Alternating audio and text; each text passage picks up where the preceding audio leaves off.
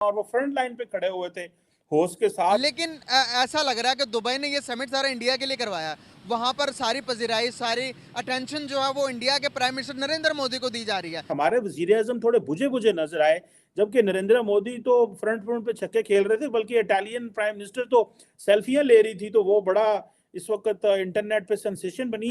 और जब final photograph I ना, तो वो पाकिस्तानियों के लिए एक धचका था। उन्होंने सोचा मोदी जी होंगे कहीं कोने खचके में, और हमारे कक्कड़ साहब तो इस्लाम की एटॉमिक पावर, इस्लाम का किला फ्रंट पे होंगे। तो वो कक्कड़ साहब पीछे की लाइन में भी सबसे कोने में अलग थलग रखा गया उनको। वहां पर भी जी हाँ, पीएम मोदी का ही चर्चा था, और उनका चर्चा वैसे तो कई चीजों को लेकर था, लेकिन साथ ही साथ इटालियन प्राइम मिनिस्टर के साथ मोदी जी की पिक्चर जो है वो बड़ी लोगों ने पसंद की। लेकिन पाकिस्तान के सोशल मीडिया पे बड़ा ट्रोल किया गया है वजीर आजम पाकिस्तान को कि बिल्कुल ऑन दी एज खड़े हुए हैं। इसकी क्या वजह है? नरेंद्र मोदी ने खड़े होकर 1.5 घंटे की स्पीच दी है कि भाई हम कैसे तब्दीली ला सकते हैं, हमारा मुल्क क्या काम कर रहा है क्लाइमेट एक्सचेंज के लिए। लेकिन पाकिस्तान के प्राइम मिनिस्टर की वहां पर कोई बात ही नहीं। और यही लगा कि जैसे दो बहुत अच्छे स्कूल कॉलेज के दोस्त मिले हों, इस किस्म का एक रवैया।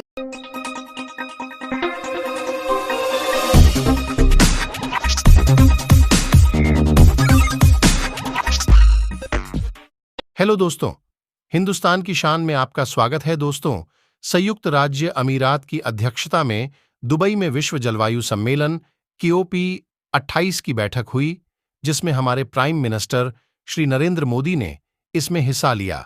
दुनिया भर के देशों ने इसमें हिस्सा लिया। पाकिस्तान के नेता सुल्तान अल जाबेर भी वहां पहुंचे। बैठक के दौरान विश्व की जो तस्वीर वहां खींची गई, उसमें सबसे आगे हमारे प्राइम मिनिस्टर नरेंद्र मोदी सबसे आगे थे और पाकिस्तान के नेता सबसे पीछे। ये हमारे लिए कितने गर्व की बात है, और इस बात से पाकिस्तानी मीडिया को मिर्ची लग गई और वो अपने नेता से पूछ रहे हैं कि इस तस्वीर में आप कहां हैं। कुछ पाकिस्तानियों ने ट्वीट किया है। पाकिस्तान के कुछ राजनीतिक विश्लेषक कमर चिमा ने लिखा है कि इस तस्वीर में आप कहां हैं। इस ट्वीट को देखकर कुछ लोगों ने लिखा है कि उनको ढूंढते के लिए चश्मे का नंबर कम पड़ीडीडीएच जाएगा। और हमने देखा कि भारत के वजीर आजम भी गए हुए थे। हमारे वजीर आजम ने जितने भी इंटरव्यू दिए वो यही कहे कि लॉस एंड डैमेज फंड के वाले से हमें पैसे दे दें, पैसे दे दें। एक तो बहुत ज्यादा उनको ये क्रिटिसाइज किया गया है। दूसरा, ताड़ साहब, ये हमें ये भी क्रिटिसाइज किया गया है कि हमारे प्राइम मिनिस्टर को उन्होंने पूरी पिक्चर के एक साइड कोने में खड़ा कर दिया। और कई लोग कह रहे हैं कि नरेंद्र मोदी इस वक्त ग्लोबल लीडर के तौर पे सामने आए हैं और वो फ्रंट लाइन पे खड़े हुए थे होस्ट के साथ, और हमारा प्राइम मिनिस्टर बिल्कुल ये जिसे कहते हैं ना, कोई पॉइंट तो नहीं बनता, लेकिन पाकिस्तान के सोशल मीडिया पे बड़ा ट्रोल किया गया है वजीर आजम पाकिस्तान को कि बिल्कुल ऑन दी एज खड़े हुए हैं। इसकी क्या वजह है? क्या ये चीज बताती है कि हमारे प्राइम पाकिस्तान की इस वक्त इंटरनेशनल लेवल पे ये पोजीशन है? और क्या ये भी बताता है कि पाकिस्तान के जो मेन स्टेक होल्डर हैं वहां पे भी हमारे वजीर आजम की कोई वैल्यू नहीं है?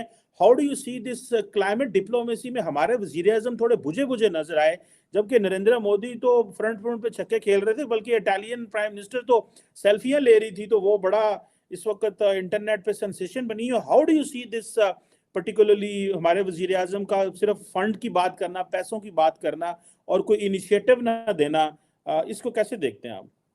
शीमा साहब, आज मैं COP 28 के हवाले से मैं बताना चाहूंगा कि आज जो दिन था वो आज क्लाइमेट फाइनेंसिंग के हवाले से आज था। मोदी साहब ने उसमें स्पीच दी, और बल्कि ना सिर्फ उन्होंने स्पीच दी है, उन्होंने कहा है कि 2028 में they want to host the COP, और ये दूसरी होगी। पहले भी एक COP को भारत जो है वो होस्ट कर चुका है।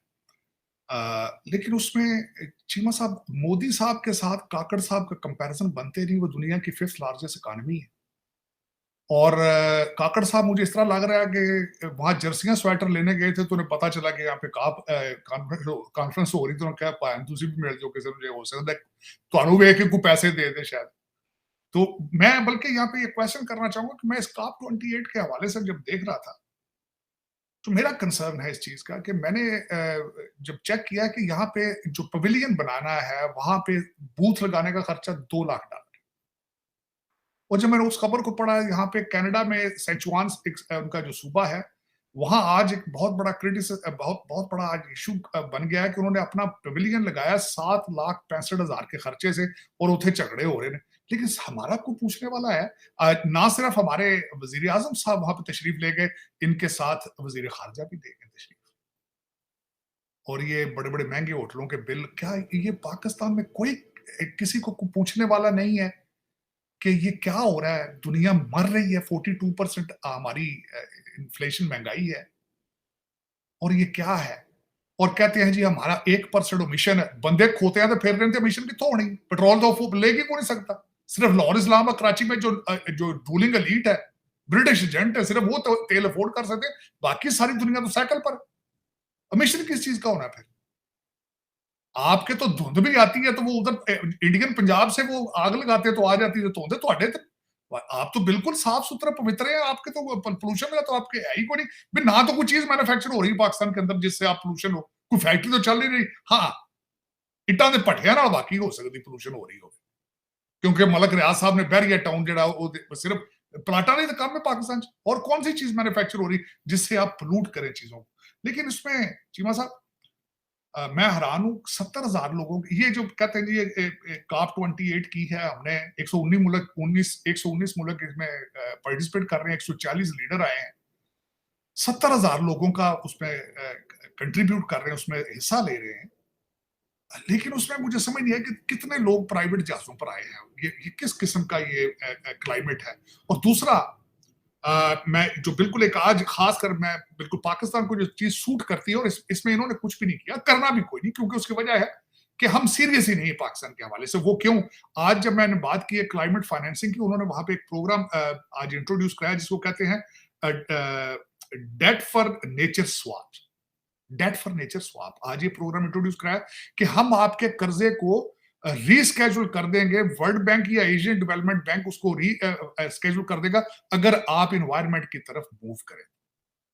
लेकिन किसी को हमें क्या है? असली तो मैंने तो बताया काकड़ साहब शॉपिंग के जर्सियां स्वेटर सुना सेल पर लगे हुए थे क्रिसमस की वजह से, तो उन्होंने कहा मैं तो वैसे ही आया हुआ था यहाँ पे, वो कुवैत से पैसे लेने थे, तो पता चला यहाँ पे COP 28 है, चलो हो सकता है कोई फोटो आप हो जाए। लेकिन अफसोस के साथ वो आखिरी झंडे के साथ खड़े हुए थे, और झंडा ही वो मुझे झंडा ही लग रहे थे। उनका चेहरा पहचानना पड़ता कि इधर कोई बंदा खड़ा है वहां पे कि नहीं खड़ा। मुझे किसी ने जिस तरह आज बताया कि पाकिस्तान में सर्कल करके बताया, उसमें काकड़ साहब की शक्ल नहीं पहचानी जा सकती कि इधर इस काकड़ साहब हैं कि या कोई बंदा वैसे ही कोई खड़ा है या कोई झंडे ही है, शायद की पता है। लेकिन ये कि चीमा साहब देखिए